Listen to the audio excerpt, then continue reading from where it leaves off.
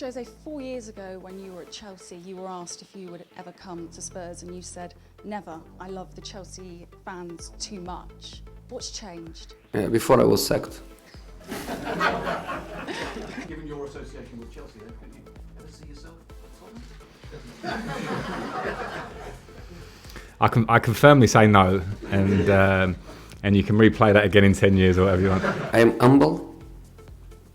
I am humble enough to try to analyze, which was what I did, to try to analyze my career, not just the last year, but to analyze my career, the evolution, the problems, the solutions. I was humble enough for that. The principle of the analyze was not to blame anyone else. Do you think no winning the final in the Champions League play a toll in the squad of Mauricio Pochettino? I don't know, because I never lost a Champions League final. I'm happy to go up against Jose, because I think for me to play under him as a player, and it was a big influence on my career, to go up against him last year for Derby against Manchester United was a big deal for me, and you know that remains. I'll always have respect for him for that side of it.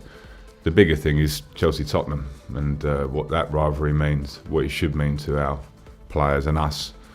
Because that's the beauty of football. It's rivalries, it's what you feel about your club, and what our fans will demand on Sunday is that we show on the pitch what they feel watching the game. My club is always the best club in the world. The best, the biggest is always my club. We were having some fun on the line. I get on well with Jose, and I think he said that to me. I commented on the fact that he seemed to speak to the referee more than he was speaking to his players. So just a moment with us. I've got a huge amount of respect for Jose. No matter what we say on the touchline, I think he probably was feeling the sense of the first half and how it was. But all was very well at the end of the game. That will never change.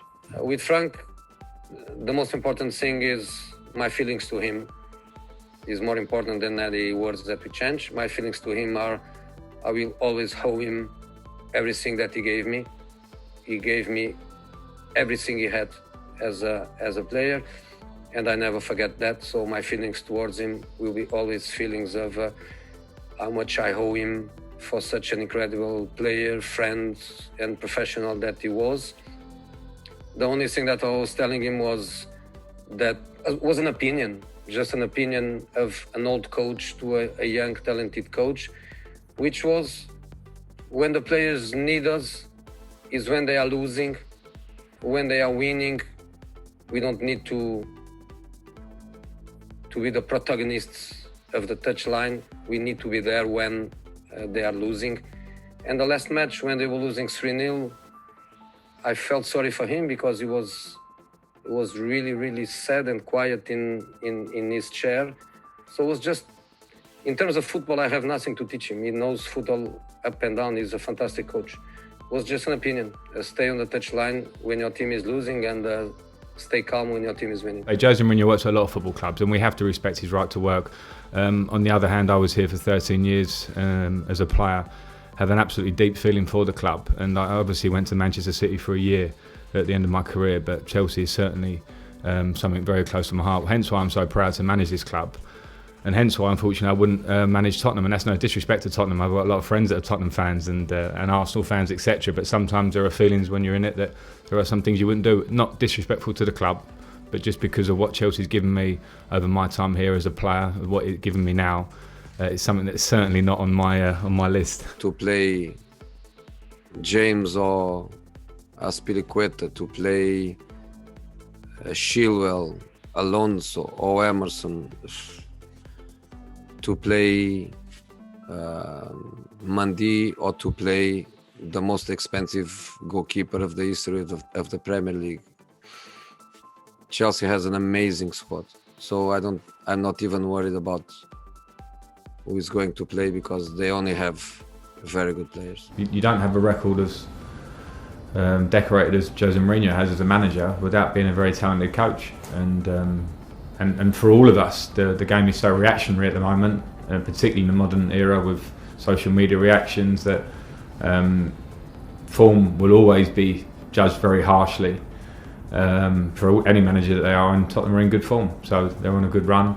They have good players, they have a good manager, they just will be a very difficult game for us. The same way I gave everything to make Chelsea supporters smile and be happy.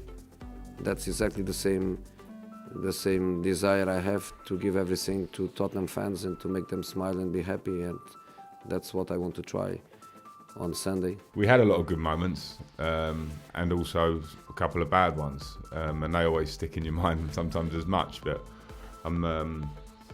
they are not important on Sunday. My moments or memories from yesteryear, what's important is what we do on the pitch. A big hug before the game and another big hug after the game, that's for sure, independent of results, independent of who is happy.